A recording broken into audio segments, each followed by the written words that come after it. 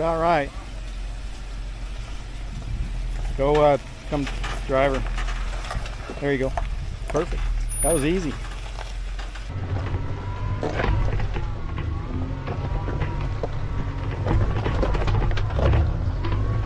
All right, so we made it to the falls. This trail, this is my first time doing this Chiva Falls. It's non-stop, just bouncing in rocks.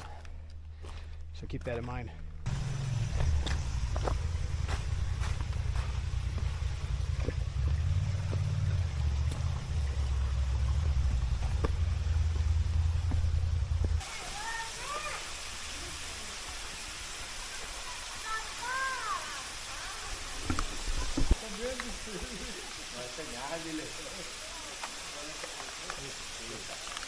You see the falls a little bit better from here because the sun glare is not behind it.